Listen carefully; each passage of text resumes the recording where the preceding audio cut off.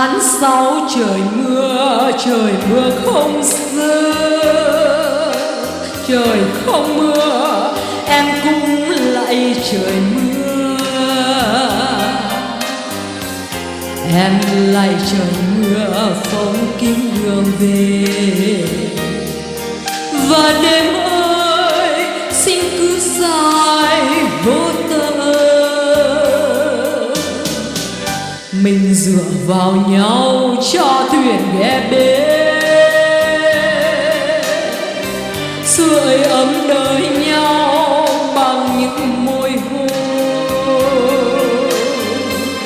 Mình cầm tay nhau nghe tình dân sóng nổi, hay biến cuộc đời thành những tối tân hôn.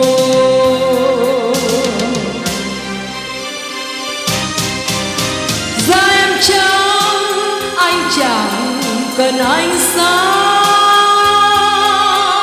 tóc em mềm anh chẳng thiết mùa xuân. Trên cuộc đời sẽ chẳng có danh nhân, vì anh gọi tên em là nhan sắc. Anh vuốt tóc em cho đêm khuya tròn giấc, anh sẽ nâng tay cho ngọc sáng kề môi. Em sẽ nói thầm như gió thoảng trên vai, và bên anh tiến đời đi rất vội. Tháng 6 trời mưa không dừng, trời không mưa em cũng lạy trời mưa. Em vẫn xin mưa phong kín đường về,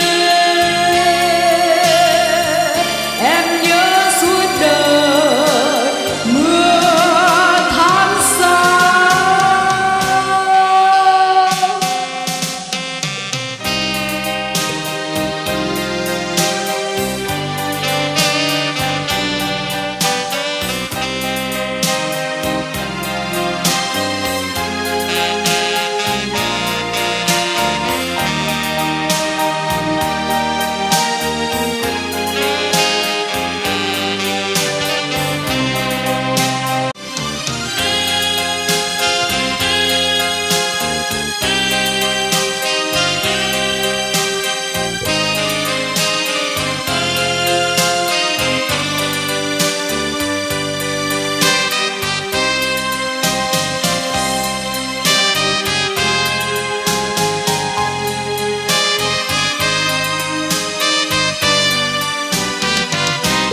Tháng 6 trời mưa không rơi, trời không mưa em cũng lạy trời mưa.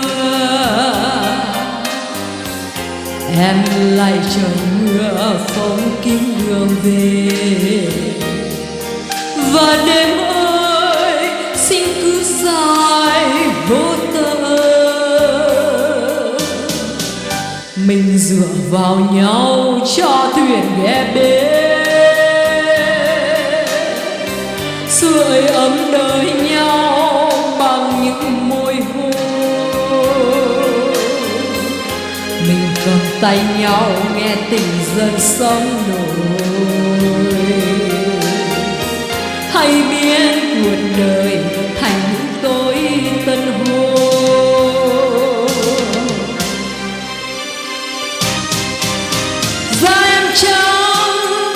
Chẳng cần ánh sáng, tóc em mềm anh chẳng thiết mùa xuân. Trên cuộc đời sẽ chẳng có danh nhân, vì anh gọi tên em là nhan sắc. Anh vuốt tóc em cho đêm khuya tròn giấc, anh sẽ nâng tay trong ngọc sáng kề môi. Em sẽ nói thầm như gió thoảng trên vai, và bên anh tiếng đời đi rất vội. Tháng 6 trời mưa không dừng,